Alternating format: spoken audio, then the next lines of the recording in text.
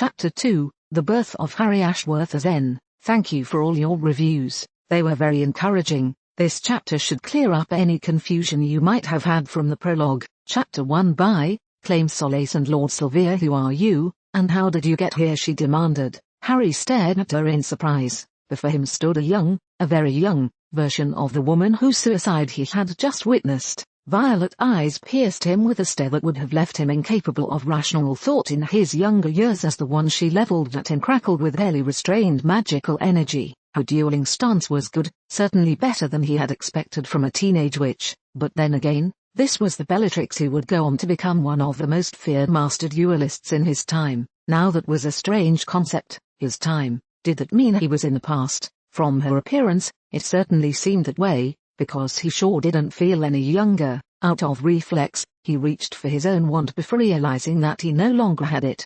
Oh, he thought. I said, she repeated slowly, dangerously, who are you, and how did you get here? I don't know, he said, spouting the first thing that came to mind. Pulses hampered in his movement by the heavy chains, Harry was unable to dodge and caught the banishing hex full on in the chest. He flew through the air, wincing in pain as he crashed through a bookshelf. Part of his mind took note that he no longer was in his cell, which was a good thing, something he reconsidered when he barely managed to roll away in time as several hexes splashed against the ground where he'd been lying. Look, can't we talk about this? He began, only to catch a bludgeoning curse in his left shoulder. He could feel and hear the joint snap as it dislocated while he spun with the force of the blow. Apparently not, he thought to himself as he threw himself forward, rolling when he hit the ground on his good shoulder. Glancing around, he realized he was in a vault that looked suspiciously like the Black family vault at Gringotts. The place was lined with shelves and cabinets and drawers. He hastily took cover behind one of them. Whoever you are, you just made a big mistake, Bellatrix shouted. Reducto! The blasting curse blew the cabinet Harry was hiding behind to pieces, and he barely managed to get his back turned to the explosion to protect his face from the high-velocity shrapnel that constituted the remains of the wooden container. The force of the explosion sent him sprawling forward onto the ground. His hands groped around the floor for something, anything, to use as a weapon as he tried to rise to his feet. His body, already injured from his capture, undernourished, and dehydrated, was hurting. His back was on fire from the wooden splinters that had embedded themselves there as well as from breaking through the shelf, and his left arm hung limply. Footsteps echoed loudly through the vault as she approached his prone form, and he knew that unless he did something, and did it now, he was dead. The fingers of his right hand found a smooth piece of wood. He grasped it and flung himself around to face her. Their eyes met, and he realized what he was holding in his hand as they faced each other. Her, standing over him, wand leveled at his throat. Him, lying on the ground on his back, and a smooth black and silver one pointed straight at her heart. You can't use that, she declared haughtily once the surprise on her face wore off. We'll see, he muttered, hoping that she wouldn't call his bluff. He still distinctly remembered Ollivander's warning about never using someone else's wand. Inca, she began, forcing the issue. Harry closed his eyes, prayed, and hoped that for once he would have luck holding someone else's wand. Impedimenta. A sudden warmth spread through him as he cast the spell, similar to the binding he had undergone with his first Holly and Phoenix feather wand, and a jet of red light tore itself loose from the tip of the wand. The body-binding hex didn't quite work the way it was supposed to, as Bellatrix cancelled her own spell and brought up a shield, but it gave him the time he needed to roll away from her and behind another cabinet. He muttered a quick transfiguration charm on the chains that bound his wrists and ankles, turning them into paper. He tore them off, then returned his attention to his opponent. Damn you, he could hear her swearing. It caused him to smile inwardly. One thing he had learned the hard way during the war was that taunting your opponent in a situation like this was the worst possible thing you could do. It generally gave away your position and your frustration at things the enemy could capitalize on. He held his breath, listening to her footsteps as she walked around, and waited for the perfect moment. There, he thought. Swinging himself around the cabinet, he raised his wand. Expelliarmus, Compesca. The two spells hit her in quick succession, faster than she could react. The disarming hex threw her backwards, into the wall, even as her wand went clattering deeper into the vault. The binding hex secured her against the marble rock of the vault wall with an invisible force, but that didn't stop her from struggling. Muttering a quick thank you to whoever had listened to him and made the wand work and filing that oddity for later reference, he slowly walked over, picking up her wand in the process, until he stood in front of her, an arm's length away. "Now, could we please start this over?" he asked wearily. He was tired, he was hurt, he was hungry and thirsty, and he was in no mood to deal with anyone at this point. "Are you kidding me?" she snarled. "You're the one who randomly appeared out of nowhere and attacked me." "I did no such thing," he protested. "If you'll recall, I said I don't know, to which you took to blasting me through that shelf over there." He waved over in the direction of the broken piece of furniture. "That hurt, by the way." "Good," she retorted. "That'll teach you a lesson to attack Bellatrix Blacker." He wondered for a moment, before he realized that she probably hadn't married Rudolphus Lestrange yet. "Look, can we start over?" he asked with a weary sigh. "Number what? Why in Merlin's name not?" "Because, you moron, you still have me tied to a wall, unarmed, and defenseless. What's a girl supposed to think in this position?" Harry considered his option for a moment. He could let her down, but then again, he wouldn't put it past her to make a grab for her wand and renew the battle once he did. If he didn't, he wouldn't get anything out of her. He sighed. Why couldn't things be easy for once? He glanced around, hoping for a divine sign that would tell him what to do. Of course, there was none, but his eyes came to rest on something very familiar, a black onyx hairpin, 4 inches long, which was glittering in the light of the vault. "Where did you get that?" he asked, prodding it with his foot. After what had just happened for him, anywhere there was no way he was touching it. "None of your business." "That sounds like Bella." "All right," Harry thought in resignation. He decided to take a different approach. If she didn't respond to polite questioning, maybe she would to the threat of force. Not that he ever would resort to actually using force, but he'd come to realize that the threat of it could be quite effective at times, though it always left a bad aftertaste in his mouth. "Look, your situation isn't looking too good right now," he began. "Gee, says mister, I have a dislocated shoulder and can barely stand," she shot back defiantly. "At least I'm the one holding the wand, and if I beat you in this condition, you don't want to know what I'd do to you if I was healed," he snarled, leaning forward and holding the tip of his appropriated wand dangerously close to her throat. "I have had a very bad day, so I would suggest you don't push me. Now, what did you do with that hairpin, and where did you get it?" A brief look of guilt crossed her features before she schooled them back into neutral indifference. "I found it in the vault here," and he prodded. "I cast a few spells on it, just to see what it did, and nothing," Bellatrix replied haughtily, but there was a hint of frustration in her tone. "It didn't do anything." "Not a damn thing," Harry signed in frustration, himself. "And you've never seen me before. If I had, I wouldn't have asked who the hell you are, you brain-dead idiot. I hate talking to you." He really did. Her tongue was just as quick as her wand, just like Flitwick had told him. "The feeling's mutual. I assure you. Just answer the goddamn question." "I just did, you son of a hobgoblin." Harry paused for a moment, before realizing that she had, in fact, answered his question. "Oh?" He blinked in embarrassment. "Look," Bellatrix sighed, apparently getting over her initial anger as her innate curiosity took over. "I've just wanted to see what the damn thing did, so I cast a few magic detection spells on it. Then one moment I was holding it, and the next, boom, you were standing over there." Harry frowned and stepped back, trying to work his mind through what he'd just learned and piece together everything he knew. It didn't take long for him to come to at least one conclusion. Here, before him, was a young Bellatrix Black, untouched yet by the insanity that would define much of her later life. She was also still a Black, which meant that Lestrange hadn't entered the stage yet, and while she showed some prowess, she wasn't nearly as good a duelist as she had been during her time with Voldemort. No, it couldn't be, he thought. "What's the date?" he finally asked her. "December 20th, she told him evenly, more intrigued than annoyed now. "Yeah." Bellatrix's expression of irritation returned, indicating with quite a bit of certainty that she believed he wasn't the brightest fireball in the shamanic repertoire, but she replied anyway. 1975. Harry worked his jaw for a few moments, unable to produce any coherent sound. He felt like swearing up a storm, but the words wouldn't come to him. "There are no words to describe this mess I'm in," he mused absently. "Snape was right, I do get myself into heaps of trouble all the time." "Well," he started, "that explains where or rather, when, I came from,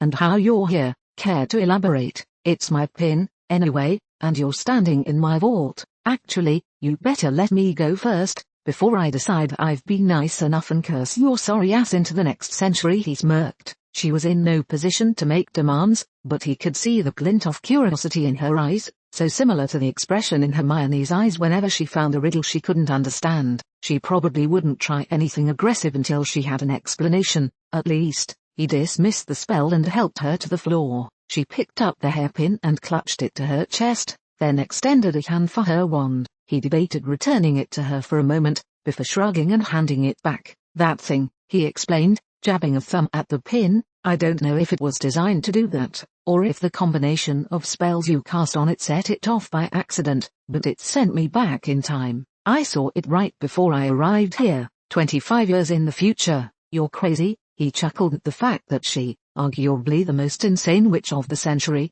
was calling someone else crazy. When he continued laughing, the expression on her face turned from amusement and irritation to wide-eyed surprise. You're not kidding, she breathed. Harry shook his head. He eyed her briefly, making sure that she wasn't going to curse him when he had his back turned, then stepped forward towards the wall. She moved away cautiously, but he paid her no mind as he rested his busted shoulder against the wall. This is going to hurt like hell, he thought, before throwing his entire body weight forward, against his damaged shoulder. He'd had to do that a few times in the past, and none of them had been pleasant. He let out a brief cry of pain as his shoulder popped back into its socket with a gut-twisting snap. When he turned around, he found Bellatrix staring at him, her jaw hanging wide open, a look of shock and disgust on her face. That's disgusting, she uttered. It works, he countered, rolling his left shoulder as the pain faded somewhat. So she said slowly, as if mulling things over, you're from 25 years in the future, give or take a few months. Yes, you didn't plan this trip, he smirked. What gave it away? The fact that I didn't know when I was, the fact that you stumbled into the Black family of Alt like an idiot. Would you people stop calling me that, he muttered. It's always idiot this, more on that, imbecile Yandra. Yoshi chose to ignore his ramblings and continued on with a smirk of her own. Though it seems that traveling to the past has benefited you, you should be thanking me. You didn't even do anything, he retorted. Of course I did. I did lots of things to try and activate it. One of them must have worked. She was giddy, he could tell, though she tried to hide it. This is amazing. I always wondered what it did. The texts didn't say anything specific. He blinked, once again briefly reminded of Hermione for a moment, before shaking those thoughts from his head. You said you did hardly anything to it, I lied. The matter-of-fact tone brought him up short. Of course, he thought, he should have expected that from her, of all people. It annoyed him anyway. What did you expect me to do? You had me disarmed and at your mercy, and you were bloody angry.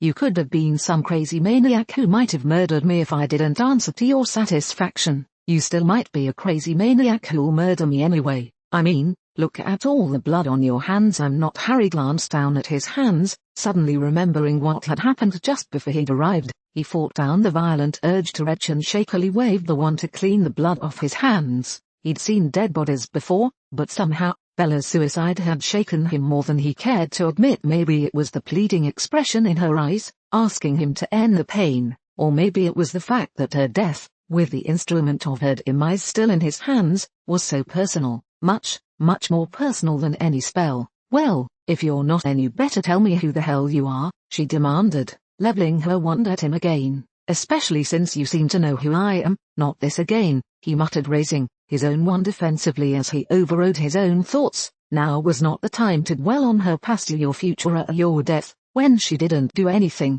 He blinked and glanced over. What, that's a black wand, she whispered quietly. Yeah, seeing as it came from this vault, I'd assume so, he told her sarcastically. Who are you? She uttered almost reverently. Black wands are bound to our family. No one outside of it could even touch one without severe harm. Harry sighed. Look, we got off on the wrong foot. For your information, significant things happened to that pin of yours in the future. What you did probably had little to do with my arrival here. In any case, I'm not here to harm you, so why don't we start over? He held out his hand, demonstrating remarkable composure. She walked over and took his hand in hers. Very well, I'm Bellatrix Black. They shook hands warily. He suddenly realized that if he had traveled to the past, then giving his real name would probably be very, very bad. He already had violated the first rule of time travel that he had learned, way back during his first adventure with a time turner. I'm someone, he finally said. I don't think it'd be good if I told you or anyone else my real name. It'd royally screw up the future, more than it already is, he added silently. If you've traveled 25 years into the past, Then you're not old enough to be born yet, she replied after looking him over for a moment. Her gaze decidedly made him feel like a slab of meat on the butcher's table. It's not as if anyone's going to see you, hear your name, and come to the inescapable conclusion that you're their son who'll be born in a few years. Harry sighed. It's a bit more complicated than that. I'd prefer not to say my name. Well, I can't be going around calling you idiot all the time. It'd get confusing with all the boneheads at school. Kill me now, Harry muttered heavenwards. I can do that. I didn't mean that literally. Bellatrix frowned. Look, just give me your first name. If you want, we can make up a name for you if you're really so concerned about it. Fine, Harry sighed in defeat. It's Harry, so, then. Harry Black, her eyes glinted with satisfaction at her deduction. He laughed. No, actually, how in Merlin's name did you come to the conclusion? She pointed at his wand. Like I said, those wands of our ancestors that are stored here are keyed to our family. If you weren't a Black, it'd have killed you by now, not to mention the fact that you got past the vault's defenses. Interesting point, Harry conceded, silently remembering that he had been named Sirius as heir to the Black Fortuna name after his death. Apparently, the magic that bound him to the family transcended time, since the vault clearly recognized him, as did the wand. At least, he hoped this boded well for other matters. But you're incorrect. I'm not a Black. He debated whether or not he should tell her about inheriting the name. Then how I inherited the name when the last Black died. Bellatrix blinked in surprise. Wow, Auntie must have disowned a lot of people. Then, something like that, Harry replied, remembering the horrid portrait of Sirius's mother. Look, I've got to figure out what to do now. There's no point in me trying to return to the future, but I can't parade around here with my real identity. I told you, if you want, we can make up a name for you, she offered. And why wouldn't you want to return to the future? I'm sure we can get that spell to work again way, he thought with some amusement. It was an interesting way of phrasing it, as if she'd just assumed they'd be partners in her endeavor. Part of him felt repulsed at the thought of allying himself with Bellatrix, considering the horrors she had committed in the future, or would commit. He rubbed his temples. Thinking about time travel gave him a headache. Look, he said, the future is definitely not a good place right now. There's things here I really ought to do for the benefit of the people in the future, and there is no we in this. It's my hairpin, my spell, and I don't think you had anything to do with sending me here. According to you, the hairpin did, in the future, so my future self must have had something to do with it. Look, just leave me alone. Okay, hell no. Do you have any idea what I could do with that kind of magic at my disposal? Harry shuddered. On second thought, give me that damn pin. It's too dangerous. No way. Harry felt a strong urge to kill her again, but decided to forgo that and began reviewing his options. He was in the past, a past he knew nothing about. He had no contacts, no relatives, no friends and no money. Dumbledore wouldn't even know who he was, and unless he planned on revealing himself to the headmaster, there was nothing he could do about it. Even then, it was unlikely that anyone would believe him. No, he needed help, at least from someone. But Bellatrix, he thought. She was thinking, too, and figured out a solution before he did. So you're the Black Heir, right? Yes, the sole heir, the one and only. All right, she started. Why don't you pick up one of those galleons over there and try walking out of the vault with it? Actually, never mind that. Take that wand, and try walking out of the vault with it. Harry realized what she was getting at. She wanted proof. He grasped the wand tightly in his hand, holding it where she could see it, and proceeded to the entrance. At his touch, the door opened, and locked, and he stepped out into the underground tunnel. A goblin in a Gringotts car dodged a non-existent eyebrow at him. He merely smiled, waved him off, and stepped back into the vault. Happy, he said wryly. Excellent, she grinned, surprising him. He blinked as he realized she actually had a rather pretty smile. In the future, there always was an underlying cruelty and desire to inflict pain and insanity in any of her expressions that wasn't present now. I'll make you a deal, she offered. You load up a few thousand galleons into some bags and take them out for me, and I'll help you out. Why don't you just help yourself? He asked in bewilderment. I mean, you are in here. I am only here for this, she said, holding up the hairpin. My grandfather left it for me.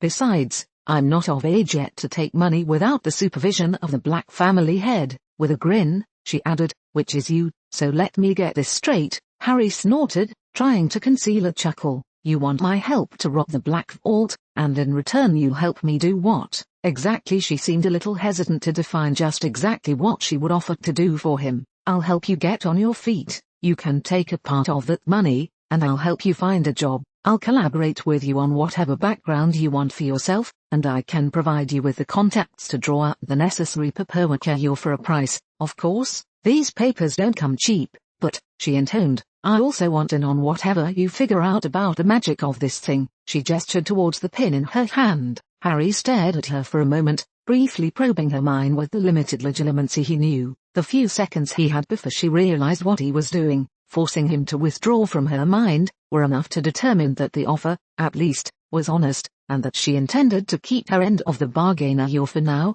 at least. That wasn't very polite, she told him angrily. I had to know if I can trust you, he replied evenly. They stared at each other for a few moments, before she backed down. Fine, she acknowledged, but if you do it again, I'll rip your lungs out. Understood. You're welcome to try, Black. So, what do you say? She asked, purposefully choosing to ignore his barb. He sighed as he weighed his options. All right, excellent, Bellatrix chimed happily, grabbing a bag and tossing it to him. Load up. Feeling slightly guilty, Harry loaded several thousand galleons into the sack. Wordlessly, she conjured another sack for Harry and he helped himself to a sizable amount of gold. Let's get out of here, Harry said as soon as he was finished. My thoughts exactly, Bellatrix replied, shrinking her sack and dropping it into a pocket in her robes. She pulled the hairpin from her robe's sleeve. As she arranged her hair so as to be able to wear it, she nodded toward Harry's acquired wand. You may as well take that too, but the goblins won't have to ask questions if they don't see you carrying it around.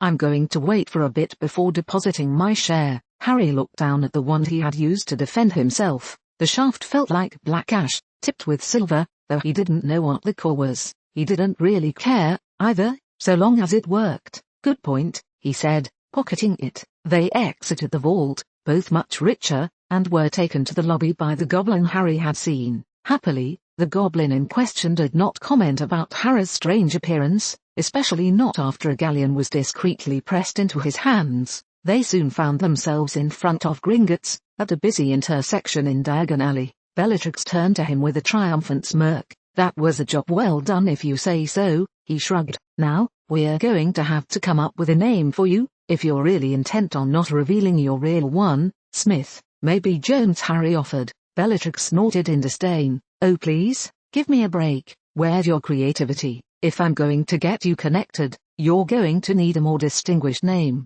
A pureblood name? She eyed him critically. You are a pureblood, right? Harry frowned as he wondered how to answer. Yes, as far as I know, he replied slowly. Technically, it wasn't a lie. The Potters were an old pureblood family, and while Lily Evans, his mother, had been a Muggle-born, he wasn't entirely sure about the rest of her family. It was a shaky bit of not telling the whole story, but it would have to suffice. As far as you know, Bellatrix echoed. What, you have something against being Muggle-born? Not really, she shrugged, though, everyone else does. I see. Couldn't I just say that I'm a distant relative of the Blacks? Bellatrix shook her head. You'd never get away with it. Auntie has that pedigree chart at Grimmauld Place. You'd be exposed the instant you opened your mouth. Oh, Harry said, mentally reviewing the name of every pureblood family he'd heard of. I've got it, Harry Ashworth, Bellatrix announced. I can work with that. Ashworth, Harry asked. Are you sure? Yeah, I can pull it off,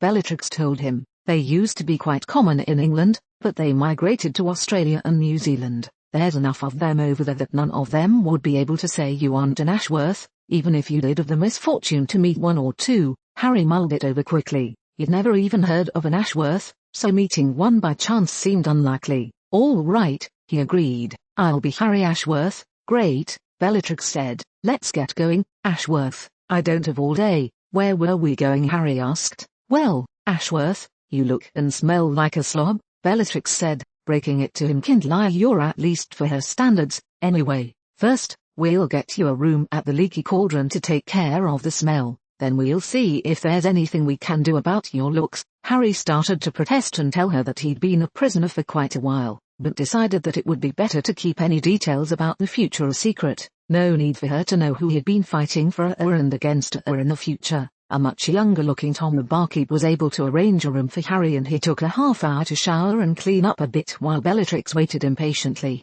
He sputtered in protest when, tired of waiting, she stuck her head into the bathroom and peeked around the shower curtain several times to ask if he was done yet. After he had finished showering and gotten over his mortification at which she'd laughed at he had then been hauled into the shop that would be called Madame Morkin's in the future. At this time, however, it bore the name of Messieurs Morkin and Morkin, your master tailors. Must run in the family, Harry muttered to himself. What was that? Bellatrix asked. Nothing, Harry told her curtly. Bellatrix spent the next hour mercilessly giving directions to the tailor who was fitting Harry while thumbing through various fabrics and patterns. Harry did not get to choose what he ended up buying, but luckily, Bellatrix did have some good taste, though it was a little dramatic. At least it beats the taste in clothing she'll develop later in life. He thanked God for small favors. He did not want to end up running around in all black, torn and tattered robes looking like a maniac. They stopped in at various other shops where Bellatrix insisted that Harry buy different trinkets that no pure blood should be without,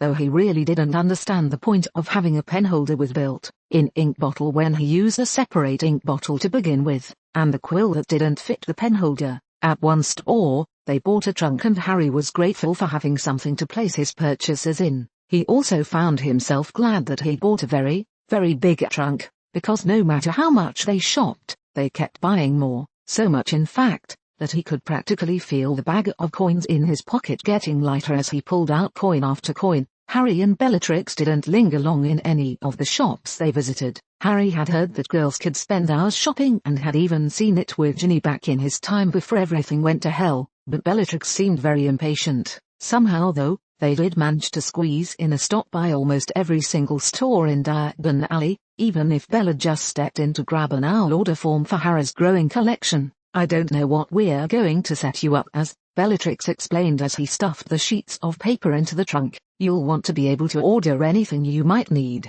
Did you have a job before your accident? Seeing where Harry had stuck the latest owl order form, Bellatrix muttered under her breath, reached in, and uncrumpled the pages, neatly sliding them into a side pocket where they would be safe and out of the way of anything else he might toss in. It was sort of in the line of aura work, Harry said vaguely. Good luck having that happen again, Bellatrix said. That would take more identity papers than I think you can afford. Not if I empty the Black Vault, Harry thought dryly, but didn't say anything out loud. They passed Ollivander's. Harry briefly considered going in to buy his old wand, but he ultimately decided against it. Either Dumbledore or the Ministry would be notified of the wand's purchase, and furthermore, it was unlikely that anyone other than Harry would come to purchase it for years to come. It could wait, not to mention the fact that he would end up running into the brother wand problem again, which wasn't something he looked forward to. No, maybe for now it would be best to keep the black wand he'd taken from the vault. It seemed to work reasonably fine,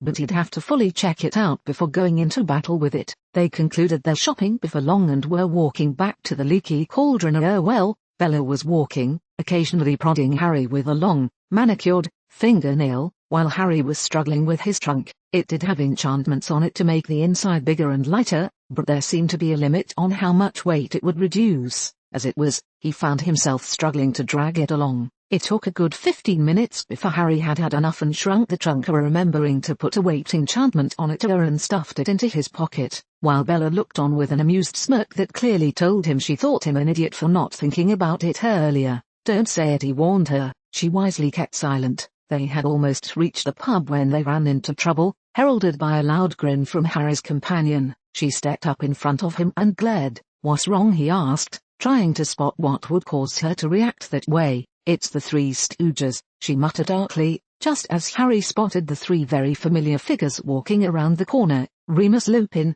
Sirius Black and James Potter. Harry froze at the sight of so many familiar, if younger, people. Remus Lupin had vanished on a top-secret mission for the Order in his time, and had never been heard from again. The werewolf had been presumed killed, but no one knew for sure, not even Voldemort would answer that question when asked. Sirius, of course, had been killed while dueling his own cousin, Bella, during Harry's 5th year at the Ministry. And then there was James Potter, his father, the man Harry had heard so much about but had never gotten to meet. Surprisingly, it was James Potter who opened the verbal gun ports the instant he saw Bellatrix. getting more manuals on how to torture muggles, Bella, he asked with a sneer. If so, you missed your exit. Nocturne Alley is that way. Bugger off, Potter. Bellatrix shook her head. You're not even worth my time, and for your information, I do not torture muggles in my free time. I also don't harass other students, humiliate them, or make them a laughingstock for my own amusement. James stepped into her way as she tried to walk past. You Slytherins don't deserve anything better,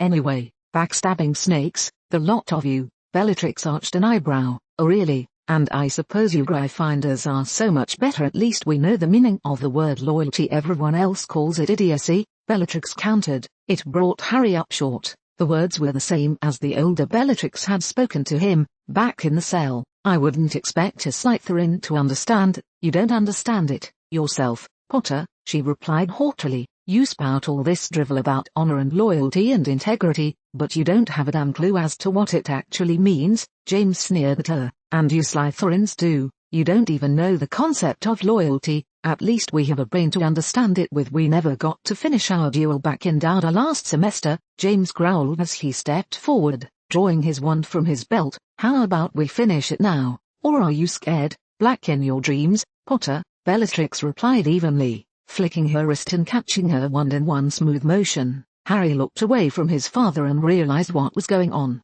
Glancing over at Sirius and Remus, he knew that he couldn't expect any help from that corner. Remus was frozen in shock while Sirius was trying to remind James that they were still subject to the underage magic clause. James wouldn't listen and raised his wand despite Sirius' advice. In response, Bellatrix stepped into her own dueling stance. Why me? Harry complained to himself as he drew his own wand, flicking it in one smooth motion without uttering a word. Both Bellatrix and James found themselves staring at their empty hands in surprise as their wands flew into the air, arcing gently to land in Harry's outstretched hand. He glared at the two of them, feeling a bit odd that he was actually going to reprimand his own father. That's enough, both of you, he said slowly, letting a bit of his annoyance seep into his tone. He had seen enough fighting in his time, fighting that had cost lives, that had been deadly serious. This was just a squabble between two students who didn't know any better and were going way overboard in settling whatever score they had to.